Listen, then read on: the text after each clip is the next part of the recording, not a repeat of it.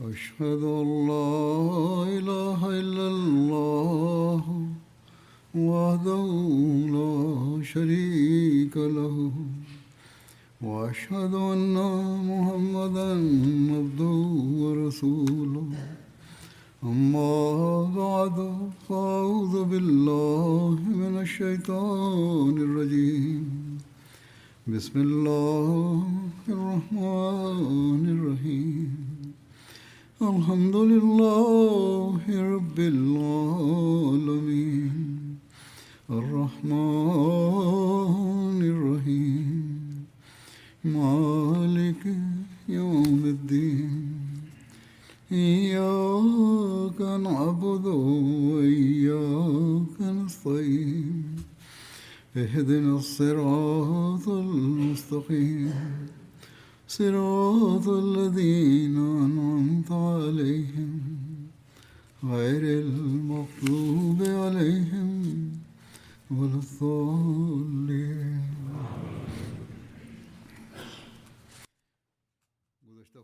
Hazrat Amirul Mominin Mwenyezi Mungu amsaidie sana anasema, katika hutuba iliyopita nilikuwa nimeeleza kuhusu ugawaji wa mali ya ghanima za Hunain. Kuhusiana na hilo kuna maelezo ya ziada pia. Kama imeshaelezwa tayari ya kwamba Mtume sallallahu alaihi wasallam alipogawa mali za ghanima na akawapa wanajeshi sehemu zao vile vile, isipokuwa sehemu ya 5 iliyokuwepo, yeye akaigawa kwa viongozi wa Quraysh na viongozi wengine wa Uarabuni ili kuwatia moyo. Mwingine akampa ngamia 100 na mwingine akampatia ngamia 50. Kwa sababu ya kuwapa wengine mali nyingi, baadhi ya vijana Ansar hawakuhisi vizuri na wakazani ya kwamba wao kwa sababu ya huduma zao na upendo wa Mtume sallallahu alaihi wasallam walikuwa na haki zaidi kuliko wengine. Hivyo wakaanza kusema ya kwamba yaghfirullahu lirasulillahi sallallahu alaihi wasallam yuti quraishan wa yad'una wa suyufuna taqturu min dimaihim. Mwenyezi Mungu amghofirie Mtume sallallahu alaihi wasallam, yeye anawapatia makuresh na anatuacha sisi. Wazo hilo likazalika moyoni mwao na walisema kwamba ilhali damu ya maadui inamiminika kutoka panga zetu, vivyo hivyo mmoja wao akasema, hali ikiwa tete na mbaya, tuitwe sisi na mali ya ghanima wapatiwe wengine. Mtume mtukufu sallallahu alaihi wasallam alipojua kuhusu maongezi yao, akamwita kiongozi wa Ansar Hassan bin Ubada. Kwa baadhi ya watu Hassan bin Ubada ndiye aliyekuwa mwenye kunena maneno hayo. Mtume sallallahu alaihi wasallam akamuuliza, fa aina anta min zalika ya Saad? Saad, kuhusu hiyo una rai gani? Ye akasema kwamba, ya Rasulullah, mimi pia ni mtu mmoja wa kaumu yangu, jambo hilo linaweza kuniathiri vile vile. Hapo Mtume sallallahu alaihi wasallam akamwambia Saad yeye awakusanye Ansar wote. Hivyo wote wakajumuika katika hema moja. Wahajiri wachache pia wakaja kushiriki. Mtume akasema, nimewaita Ansar peke yao, na wahajiri wakarudishwa kutoka huko. Kisha Mtume sallallahu alaihi wasallam akielekea kwa Ansar akasema, eni kundi la Ansar, jambo lilonifikia kutoka kwenu ni lipi? Hapo watu wenye rai kutoka Ansar wakasema, ya Rasulullah sallallahu alaihi wasallam, katika watu wetu wenye busara hakuna aliyesema maneno hayo isipokuwa baadhi ya vijana wamesema ya kwamba Allah amghofirie Nabii sallallahu alaihi wasallam, yeye anawapa Quraysh na sisi tumekosa utoaji wake, hali damu ya maadui inamiminika kutoka panga zetu. Mtume sallallahu alaihi wasallam akieleza hisani na neema zilizoshuka juu ya Ansar na akielekea kwa Ansar alisema, eni Ansar, je, mimi nilipokutana nani siku wakuteni katika upotevu na kisha allah kwa kupitia kwangu akawajalieni mwongozo na nyini mlikuwa kaumu mliyosambaratika na mlikuwa maadui wenye kwa wenyewe allah kwa sababu yangu akawaunganisheni katika udugu na upendo nyini mlikuwa maskini wenye haja na allah kwa sababu yangu akawafanyeni kuwa matajiri mtume salallahu alaihi wasallam alipokuwa akisema jambo fulani answar walikuwa anasema allahu wa rasuluhu amin yani hiyo ni hisani ya allah na mtume wake mtume salallahu alaihi wasallam aliposikia jawabu hilo kutoka kwa answar akasema kwa nini hamnijibu wao wakasema ya rasulllah tujibuje mtume akasema kwamba mkitaka mnaweza kunijibu na mtakuwa mmesema kweli na jambo lenu litasadikishwa mnaweza kusema ya kwamba ya rasulllah salaa salam wewe ulitujia katika hali hii ya kwamba ulikuwa umekazibishwa na kukataliwa lakini sisi tukakusadikisha na wewe ulikuwa hauna rafiki wala msaada na watu walikuwa wamekuacha lakini sisi tukakusaidia na wao walikuwa wamekufukuza kutoka mji wao lakini sisi tukakupa uhifadhi na ulikuwa na shida na sisi tukakutia moyo kwa kumsikia mtume salallahu alaihi wasallam hakuna ansari yote aliyetamka neno hata moja wote kwa pamoja walikuwa wakimsikia huku wameinamisha kichwa na walikuwa wamejuta mtume akawaambia ansar vile vile kwamba kwa nini nimewatendea quraish hivi mtume alisema kwamba nini mlikuwa mmeshakubali islam na imani ilikuwa imeshapenya katika mioyo yenu lakini kwa quraish watu wengi walikuwa wamesilimu wakati wa ushindi wa makka bali wengi walikuwa wale ambao bado walikuwa hawakujiunga na islam na ukiwalinganisha na watu wa zamani wenye imani waislamu hawa wapya walikuwa na haki zaidi ya kupatiwa zawadi na huruma ili islam iingie katika mioyo yao ishike mizizi yake na makuresh walikuwa na haki zaidi kwani katika vita zilizo nyingi mali yao nyingi ilikuwa imeshapotea hivyo shabaha yangu ilikuwa ni kuwatia moyo ili waje katika mduara wa islam na imani kwa ukamilifu wote kisha mtume salallahu alaihi wasallam alisema je hampendi kitu hiki ya kwamba watu waondoke na makondoo na mbuzi na ngamia na nini muondoke na mtume wa allah na apa kwa allah neema mnayoondoka nayo ni bora kuliko ile ambayo wao wataondoka nayo mtume saa salam alisema watu wakitembea katika bonde au pango fulani na ansar watembee katika bonde la pango jingine mimi nitapenda kutembea pamoja na ansar yani nitakuwa katika kundi la ansar lakini mavazi yangu ya kizwahiri alisema watu hawa ni mavazi yangu ya kizwahiri hadi ansar ni mavazi yangu ya batini mavazi yanayokuwa yameambatanishwa na mwili kisha alisema kwamba ni ansar baada yangu mtawaona wengine wakitangulizwa juu yenu lakini nini mufanye subira hadi muje kukutana nami juu ya hauze kausar yani siku ya kiama tutakutana na hamtapata uongozi mwingine mwishowe mtume salallahu alaihi wasallam akiwaombea ansar alisema e allah uwarehemu ansar uwarehemu watoto wa ansar na pia uwarehemu vizazi vijavyo vya ansar msimuliaji anasema kwamba mtume salallahu alaihi wasallam alikuwa akitoa hutuba hii na ansar walikuwa wanalia hadi ndevu zao zikaloa na machozi nao walikuwa wanasema ya kwamba razina birasulillahi sisi tumerizika kwa moyo wetu wote juu ya ugawaji wa mtume salallahu alaihi wasallam na sehemu yetu saa nyingine jambo linalosemwa bila kulizingatia linaleta matokeo ya mbali sana japo juu ya ugawaji wa mtume saa salam ni vijana tu wa ansar waliokuwa wamelea hisia zao wote hawakufanya hivyo lakini jambo hilo lilikuwa lenye kumkasirisha allah na mtume wake mpaka ansar wakalazimika kukabiliana na matokeo yake hadi kiama hivyo akieleza habari hii musleh maud anasema mtume salallahu alaihi wasallam aliposhinda makka watu wa makka wakamjia ambao mitazamo yao kwa sababu ya kuto kuimarika kiimani ilikuwa bado upande wa dunia. kisha katika vita moja waislamu walipata mali na mtume salallahu alaihi wasallam akazigawa kwa watu. kijana moja ansari alisema katika majlisi moja ya kwamba damu inamiminika kutoka panga zetu na mtume salallahu salam amewapa jamaa zake mali. mtume alipojua hilo akawaita wakubwa wa ansar na akawauliza kuwa nimesikia hilo. ansar wakaanza kulia wakisema kwamba mpumbavu fulani amesema hayo.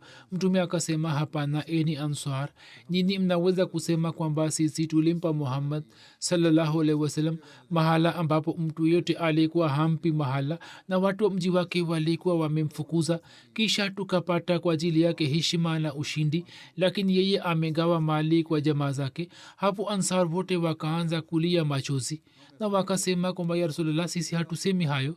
kisha mtume alisema kwamba jambo hili mnaweza kulisema kwa njia nyingine, ya kwamba mtu ambaye mwenyezi mungu alimtuma kwa ajili ya kuwaongoza watu wote wa dunia alikuwa mtu wa makka, lakini mungu akamleta madina, kisha mungu kwa nguvu na mamlaka yake akamshindishia makka. wakati ule watu wa makka walipata fikira kwamba kitu chao watakipata, lakini watu wa makka wakaondoka na makondoo na mbuzi na watu wa madina wakaondoka na mtume wa allah na kwenda katika mji wao.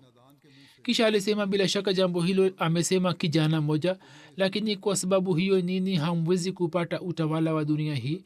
sasa malipo ya huduma zenu mtaipata juu ya haudh kauthar tu. anasema kwamba angalieni, historia inatuambia kwamba karne 13 zimeshapita tayari na karne ya 14 pia imepita. saizi katika muda huu kila kaumu kwa sababu ya islam imekuwa mfalme, lakini hakuna ansari yote aliyeweza kuwa mfalme. hivyo saa nyingine kauli ya mtu mmoja tu inaweza kuwa sababu ya kuleta hasara kwa kaumu nzima. hata musleh maud radhiyallahu anhu alieleza kisa hiki kwenye hutuba yake, na akieleza hicho akaisihi jamaat na sahi ambayo ni muhimu kwetu hadi leo kama ilivyokuwa wakati ule. hata musleh maud alisema kwamba watu ambao wanajitolea kwa nia hii kwamba wao wapatiwe cheo fulani au wapate mali na kadhalika, wao nikiwaita wasije kamwe ili kujitolea, bali waje wale tu ambao wanajitolea kwa ajili ya mungu, kwani mi mwenyewe ni mtu mzaifu na mgonjwa, siwezi kubeba hisani ya mtu. basi siombi kwa ajili yangu, anayetoa kwa ajili ya mungu aje kutoa na mwenyezi mungu atalipa malipo yake. mtu anatakiwa kumtegemea allah, akitaka amjalie katika dunia hii na akitaka ampatie huku akhira. kwa vyote vile anayetoa kwa ikhlasi, kutoa kwake hakupotei. hakuna awezaye kupoteza kujitolea kwa muumini. basi wenye kutoa ni wale wale tu ambao wanamtanguliza mungu na si dunia. basi daima kwa ajili ya kujitolea na katika swala la kupata uongozi mtu anatakiwa kuzingatia ridhaa ya allah, ndipo watakuwa wenye kupata neema halisi za allah taala. wakifikia umri fulani, wazo hili linazalika kwa wanajumuia kwamba sisi tuna uzoefu mkubwa sana, tumefanya kazi kubwa, sasa tuthaminiwe, kitu ambacho hatupatiwi. sasa fikirini kwamba je, mnatamani mupewe malipo ya dunia tu au mnataka kuwa warisi wa neema za allah? ijtimaa ya ansar pia inaanza kuanzia leo kuhusiana na hilo, kwani katika umri huo fikira hii inapatikana. mtu anaopata uzoefu na waambia ansar vile vile kwamba kwa sababu ya uzoefu au huduma zake mtu anapata wazo la namna hiyo moyoni mwake, basi alitupe nje na afanye juhudi ya kujipatia ridhaa ya allah. katika vita ile inapatikana habari ya kutokuvumilia na kutokusubiri kwa mabedui. wakati wa ugawaji wa mali, baadhi ya mabedui pia wakaja kumjumuika mtume sallallahu alaihi wasallam na wakaanza kuomba mali. kwa sababu ya kuzingira kwao shuka moja ya mtume saa salam pia ikaninginia na tawi moja lenye mihiba na vurugu ikaanza kutokea. Hapo mtume akasema kwamba rudisheni shuka yangu. Kisha akiashiria miti ile yenye miiba akasema kwamba kama ningekuwa na ngamia sawa na idadi ya miiba hii wote ningegawa kwenu na musinge nikuta kama mtu bahili mwongo wala mwoga. mtume sallallahu alaihi wasallam hakusema chochote juu ya kitendo cha mabedui wala hakukasirika, bali akitabasamu akawalea kwa njia nzuri na pia akawapa mali.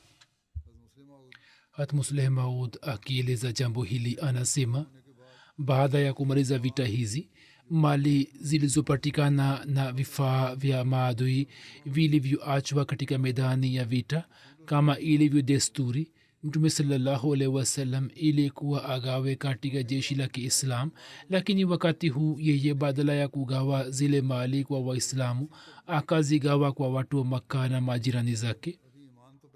Imani ilikuwa bado haijaimarika kwao, wingi wao bado walikuwa makafiri na walikuwa Waislamu, wao walikuwa Waislamu wapya, na kitu hicho kilikuwa kipya kabisa kwao, ya kwamba kaumu moja inagawa mali yake kwa watu wengine.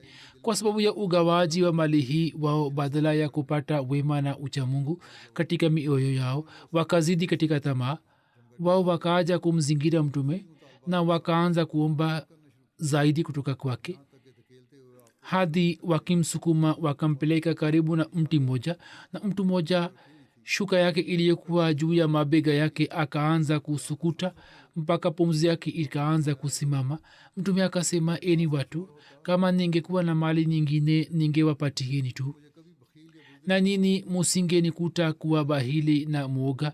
Kisha akaenda kwa ngamia yake na akanyoa nywele yake moja na akaiinua juu na akasema, eni watu, katika mali yenu sina haja hata sawa na nywele hii, isipokuwa sehemu ile ya 5 ambayo sawa na kanuni ya Uarabuni ni sehemu ya serikali, na sehemu ile ya 5 pia situmii juu ya zati yangu, bali nayo pia inatumika juu ya shughuli zenu. Nakumbukeni ya kwamba mtu mwenye kufanya hiana siku ya Kiyama kwa sababu ya hiana yake atazalilika. Watu wanasema kuwa Muhammad sallallahu alaihi wasallam alikuwa na tamaa ya kupata ufalme. Je, uhusiano wa wafalme na wananchi unakuwa kama huo? Je, mtu anakuwa na nguvu ya kwamba akimsukuma mfalme ampeleke mbali na akitie shuka katika koo yake aanze kuvuta? Ni nani awezaye kuonyesha mfano huo isipokuwa mitume wa Allah? Lakini pamoja na kugawa hivi mali zote baina ya watu, walikuwepo watu wenye moyo mgumu ambao walikuwa hawakukubali kuwa ugawaji wa mtume umezingatia uadilifu.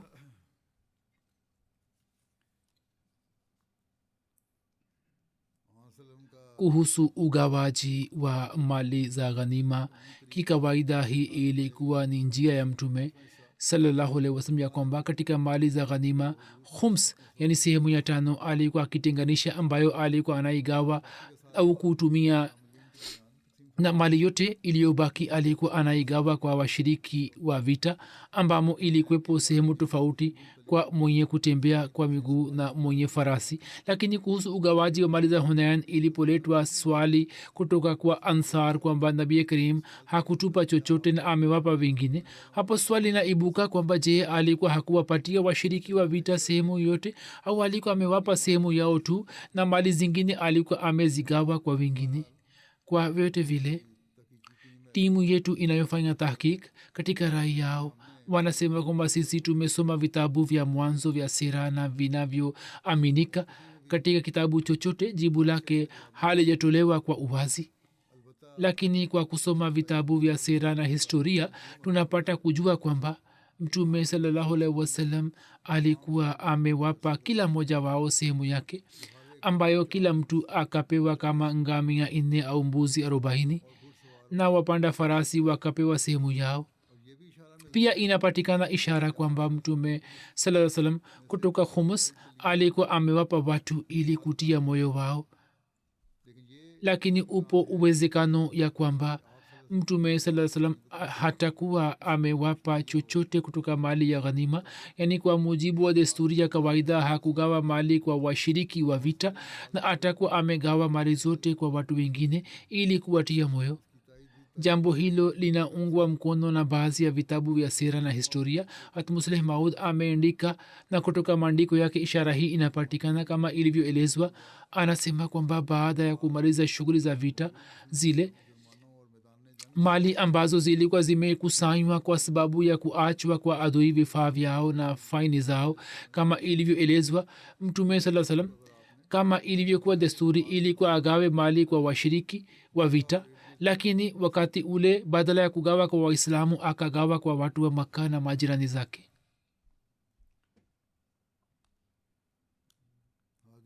katika hadisi riwaya moja inapatikana ya kwamba wakati wa kugawa mali ya ghanima, bedui mmoja akamjia mtume sallallahu alaihi wasallam na akasema kwamba e muhammad sallallahu alaihi wasallam, ahadi uliyonifanyia uitimize. mtume akasema kwamba furahi. bedui huyo akasema kwamba umesema mara nyingi kwamba ni furahi, kana kwamba hukunipa chochote na unasema kwamba ni furahi, ni furahi. mtume hakupenda kauli yake hiyo na akageuza uso wake kutoka kwake, na huko walikwepo abu musa ashari na bilal. akaelekea kwao na akasema kwamba bedui amekataa kupokea habari njema, sasa nini mukubali? wote wakasikia na mara moja wakasema, ya rasulallah, sisi tumepokea. kisha mtume saa salam akaagiza bakuli ya maji na akaosha mkono na uso wake, kisha maji yaliyobaki akawapa hatabu musa ashari na bilal, na akasema kwamba nini munywe maji haya na pia miminie juu ya uso na kifua chenu na furahini. hivyo wakichukua bakuli wakafanya hivyo. hapo kuhusu ikhlasi ya wake watukufu na namna ya kupata baraka kutoka zati tukufu ya mtume sallallahu alaihi wasallam, inaonekana mandhari moja ya ajabu kabisa, ya kwamba imeandikwa ya kuwa ni karibu tu katika hema alikuwepo umulmuminin hatume salama raziallahu taala anha. inaonekana kuwa tukio hilo lilikuwa limetokea karibu na hema la hatume salama. ye akiwa nyuma ya pazia alisema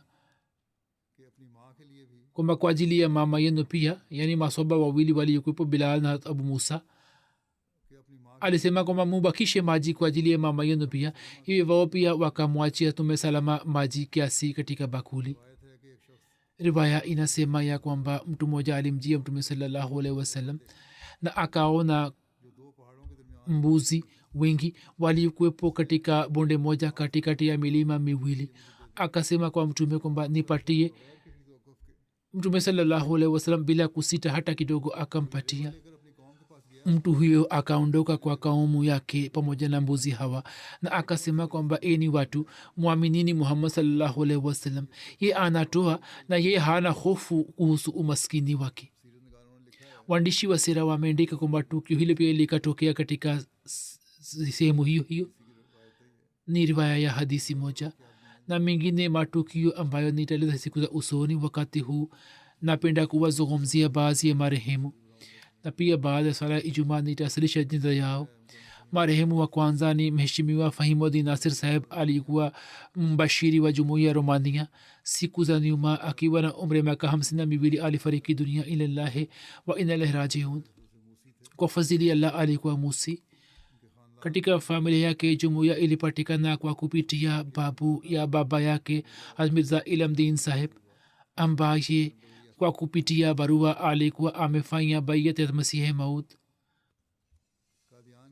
karibu na Qadian kulikuwepo kijiji kimoja cha Lodi Nangal, na imamu wa miskiti Nur Muhammad saheb baada ya kufanya bayat masihi maud alikuja na akaja kuwatangazia kwamba Imam Mahdi amekuja na ni mkweli, hivyo mwaminini.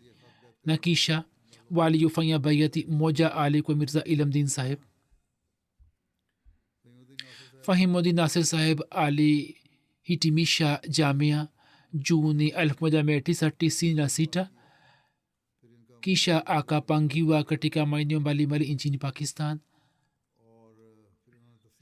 kisha akafanya takhasus katika tafsiri ya quran. 2006 akapelekwa nchini romania na hadi kifo chake akaendelea kuitumikia jamaat nchini romania. mke wake nasira fahim anaandika kwamba alikuwa mume mwenye mifano. alikuwa anajua hisia zangu bila mimi kusema lolote. alikuwa baba mwenye kuwajali watoto wake.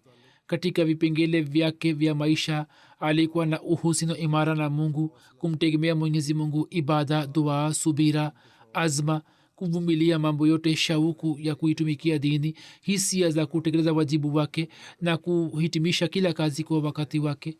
alikuwa na uhusiano imara na ukhalifa na ikhlasi. kabla ya kufanya kila kazi alikuwa anamwindikia khalifa wa zama barua na alikuwa anapata mwongozo wake,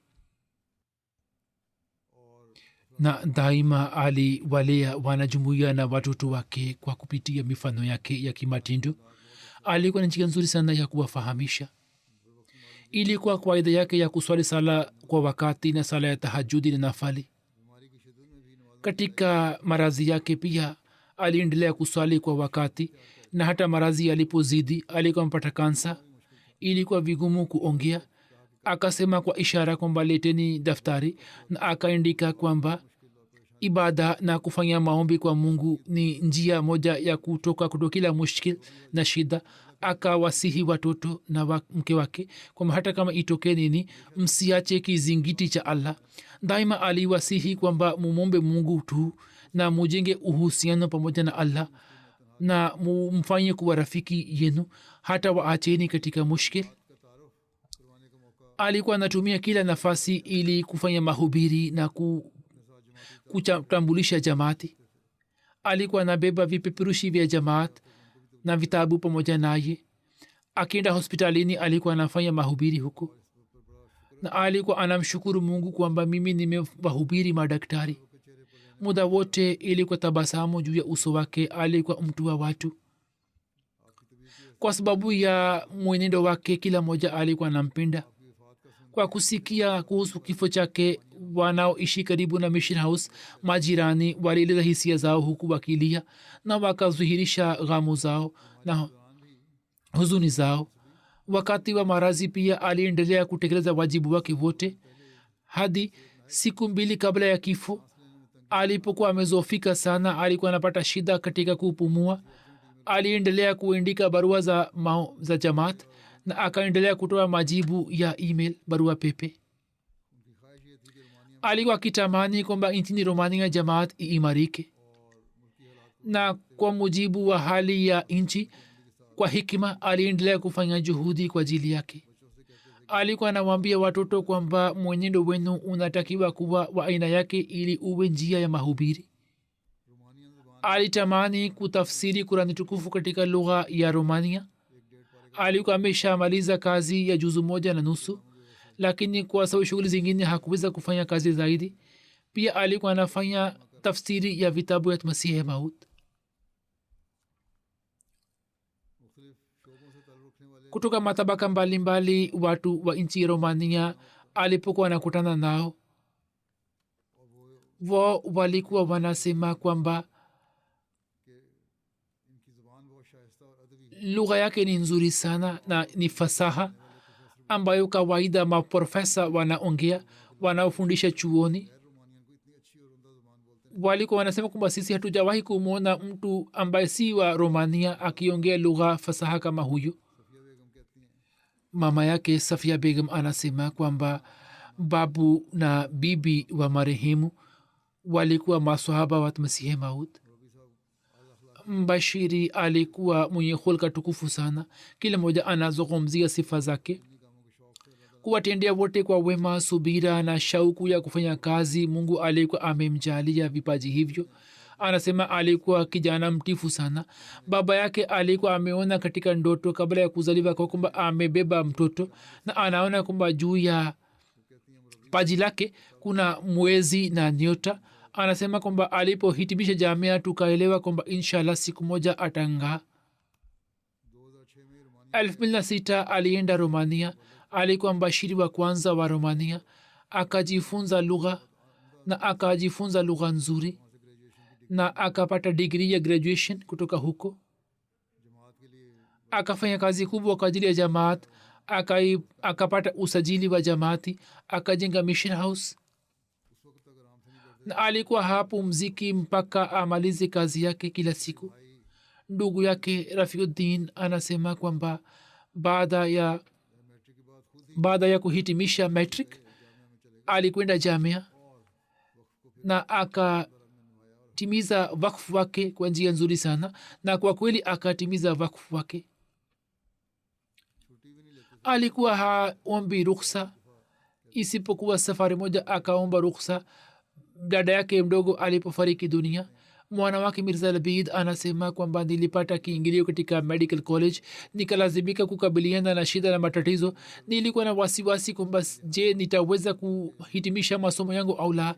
Kila siku alikuwa ananipigia simu na kuniambia kwamba nisome Durud Sharif na kusali sala tahajjudi na nifanye maombi, hivyo akanipatia moyo. Mwana wake mwingine Danish anasema kwamba kila mtu aliyekutana naye hata mara moja, kwa kusikia taarifa ya kifo chake akaanza kulia machozi, na akasema kwamba mtu huyu alikuwa mwema sana, alikuwa mwenye kuwahurumia wote. Mbashiri wa Latvia anasema kwamba marehemu alikuwa mtu mwenye kufanya juhudi, mwenye hulka tukufu na njema, alikuwa mwenye bashasha, na kwa sababu ya tabia yake kila mtu alikuwa anampenda. Alikuwa akitabasamu muda wote. Katika nchi yake Romania walikuwepo baadhi ya wanafunzi kutoka nchi zingine kwa ajili ya kusoma. Alikuwa anawatendea wanafunzi wote kwa huruma na kwa upendo. Tasir Javed ni mwanafunzi wa medical college, sasa amekuwa daktari. Anasema kwamba kwa ajili ya kuwalea wanafunzi alikuwa anasafiri masaa kadhaa kwa njia ya gari au basi ili kukutana nao.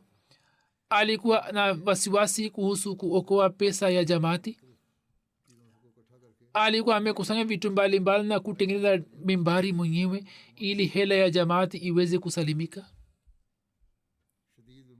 Katika maradhi yake hadi pumzi yake ya mwisho aliendelea kuswali swala kwa mushkil sana. Alikuwa mtu wa kawaida sana na mtu mnyenyekevu. Alitufundisha namna ya kunyenyekea. Kutoka Romania, Azizam Roman Shams anasema kwamba mtihani ulikuwa mgumu, nilikuwa na mashaka kwamba sitaweza kufaulu. Mbashiri akanipa moyo kwamba usiwe na wasiwasi, wiki moja kabla ya mtihani nitakufahamisha na wewe utafanikiwa inshallah, na nikapata faida kutoka nasaha zake. Adil Adnian ni mwanajumuiya mpya wa Romania. Anasema kwamba nilimpeleka hospitalini. Siku ijayo yeye akaniomba niende kumsaidia, na kwa ajili yake ilikuwa karibu kwenda kwenye mji wa karibu. Tulipoenda kufanya kazi, njiani akaendelea kuongea juu ya mada mbalimbali, na katikati ya maongezi mbashiri akaniambia kwamba jambo likitokea kuhusu yeye anataka kuzikwa kwenye nchi ya Romania ili ikumbukwe kwamba ye aliishi Romania na akaleta mabadiliko mapya katika Romania. Anasema kwamba siha yake ilikuwa si nzuri, lakini alikuwa anaandika juu ya laptop yake na alikuwa anaandika barua mbalimbali na kuendelea na kazi yake. Alikuwa na wasiwasi kuhusu dini ya Mungu na kwa ajili kuhusu wengine. Hadi pumzi yake ya mwisho hakutafakari juu kuhusu dhati yake. Kisha anaandika mwanajumuiya huyu mpya kwamba mimi nimemwona Mbashiri akijitolea muda wake na usingizi wake kwa ajili ya wengine, na alikuwa anamshukuru Mungu kwamba anapata nafasi ya kuwatumikia wengine. Sikusikia jambo lolote baya kuhusu wengine. Alikuwa anafanya maombi kwa ajili ya familia yake na pia jamaati ya Romania. Hakuomba ruhusa hata kwa siku moja na hakutaka kupumzika. Alikuwa anasema kwamba ni wajibu wake kwamba yeye aitumikie jamaat kwa vipaji vyake vyote, hata kama alazimike kujitolea usingizi wake na siha yake. Daima alikuwa anamtawakali Mwenyezi Mungu. Alikuwa anawaambia wengine wamwombe Mungu kwa wingi na kumtegemea Mwenyezi Mungu. Anaandika mwanajumuiya huyu mpya kwamba mbashiri hakuwa mbashiri kwangu, bali alikuwa kama baba. alikuwa kiongozi wangu wa kiroho, alikuwa rafiki yangu wa karibu. hizi ni sifa za mbashiri ambazo mwanajumuiya huyu mpya amezieleza, na ndiyo malezi na ni mfano ambao unaleta urahisi katika mahubiri na malezi, na unaleta natija na matokeo katika nchi ya nje. Alijitolea kwa ajili ya dini na daraja yake ni kama daraja ya shahid. hadi pumzi yake ya mwisho alitimiza ahadi yake ya wakfu na akatimiza vizuri. daima nimeona ilikuwa tabasamu juu ya uso wake. Molvi Ubaidullah saheb ambaye alifariki nchini Mauritius katika medani ya mahubiri, Musleh Maud radhiyallahu anhu akieleza sifa zake, alikuwa ameisihi jumuiya kwamba watu wa namna hii wanakuwa shahidi na tunatakiwa kupata somo kutoka kwake. kwa yakini Fahim Nasir marhum pia ana sifa hiyo hiyo na mfano huo huo, na huyu alikuwa mfano na ni somo haswa kwa wakfin wanajitolea maisha wakfu. Mwenyezi Mungu amuinue katika daraja na awajalie mke, watoto na mama subira. marehemu wa pili ni mheshimiwa Abdul Alim Faruqi saheb. alikuwa mwana wa Abdul Rashid Faruqi saheb wa Canada. siku za nyuma alifariki dunia. inna lillahi wa inna rajiun. marehemu alikuwa musi. kifo chake kama kilivyotokea ni kwamba watu watatu wenye silaha waliingia katika nyumba yake. huyu alikuwa amelala katika chumba chake, mke na watoto watatu walikuwa chini, mwana wake alikuwa kwenye chumba chake. majambazi wakachukua simu zao. marehemu akasikia kelele, akaamka. mmoja akaingia kwenye chumba chake. marehemu akataka kumwogopesha, huyu akampiga juu ya pua yake na bega lake na akakimbia. marehemu akajaribu kuingia kwenye chumba cha mwana wake. jambazi moja aliyesimama karibu na ngazi akampigia risasi, na risasi moja ikaenda kupiga karibu na moyo wake na akafa papo kwa hapo. inna lillahi wa inna rajiun. alikuwa kitukuu cha maswahaba wa Masihi Maud, Maulvi Qudus Saheb Snori na Maulvi Muhammad Hussain saheb. alikuwa mtu mzuri wa jamaati. alikuwa na tabia ya kusali sala zote kwa wakati na tahajudi. alikuwa na jaziba ya kufanya mahubiri katika jamaati yake. alipata bahati ya kuitumikia jamaat kama katibu wa mahubiri. sasa hivi alikuwa naitumikia kama sadr. ameacha mke na kijana moja na mabinti watatu. Zakaria Khan saheb mbashiri mkuu ni jamaa yake, anaandika kwamba marehemu alikuwa mtu mwema na mtu wa watu. mke wake alimwambia kwamba alikuwa na sala tahajudi bila kukosa na sala zote 5 kwa wakati. alikuwa na shauku ya kufanya mahubiri, japo alikuwa na shughuli nyingi, lakini alikuwa anafanya kazi ya jamaat usiku na mchana. alikuwa anashiriki kwenye kila mpango wa jamaat wakijitolea na mchango. alikuwa na uhusiano imara na ukhalifa. mke wake Mariam Sahaba anaandika kwamba alikuwa mume mwema. nimejifunza mengi katika maisha yangu. alikuwa na shauku ya kufanya mahubiri na jaziba yake ilikuwa inatushangaza. daima alikuwa na tafakari mipango mipya ya mahubiri na alikuwa anafanya juhudi kwa matendo. ye pia ameandika kuhusu uhusiano wake na ukhalifa. alikuwa anawatumikia majirani kwa wema sana, wote walikuwa wanampenda. mtu huyu alikuwa mwenye bashasha. alikuwa anafanya mpango wa kuswali swala kwa pamoja katika nyumba na alikuwa na wasihi watoto. binti yake Aziza Uzma anasema kwamba kuanzia mambo madogo madogo hadi makubwa alikuwa na wasiwasi sana kuhusu mahitaji yetu. mchana kutwa alikuwa anafanya kazi yake au kazi ya jamaati. hata hivyo wakati wa usiku alikuwa anatujia kwenye chumba chetu na alikuwa anatujulia hali kwamba mmepitisha muda kiasi gani, kivipi, na je mmesali au la. alikuwa marafiki yetu. mwana wake Azizim Kazim anasema kwamba baba yetu alikuwa mfano kwetu. anasema kwamba nitafanya juhudi kwamba ni kanyage njia zake. Tulikuwa tunakwenda kufanya mahubiri kila siku ya jumamosi na jumapili, na akipata nafasi alikuwa anaandaa maonyesho ya mahubiri. shajar faruki saheb ambaye yupo hapa, huyu alikuwa mpwa wake. ye pia ameandika kwamba alikuwa na sifa nyingi, alikuwa mtu mwema sana mwenye hulka tukufu.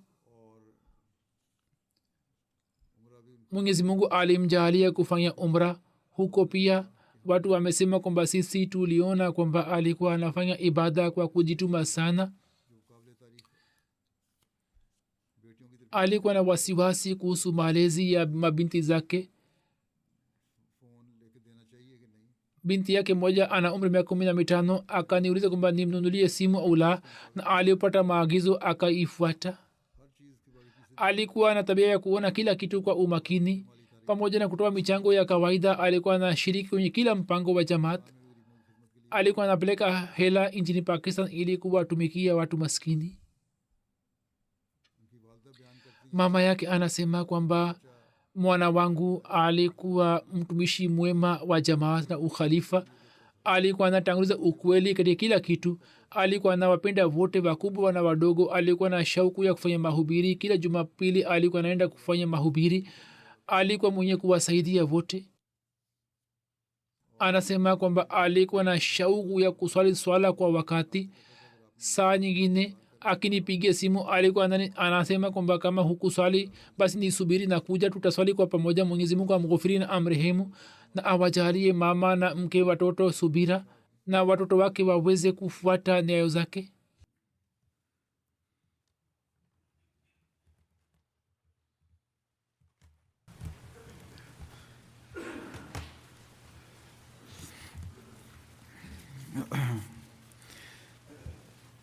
Alhamdulillah, alhamdulillah, nahmaduhu wa nasta'inuhu wa nastaghfiruh wa nu'minu bihi wa natawakkalu alayhi wa na'udhu billahi min shururi anfusina wa min sayyiati a'malina. man yahdihillahu fala mudilla lahu ومن يضلل فلا هادي له ونشهد أن لا إله إلا الله ونشهد أن محمدا عبده ورسوله.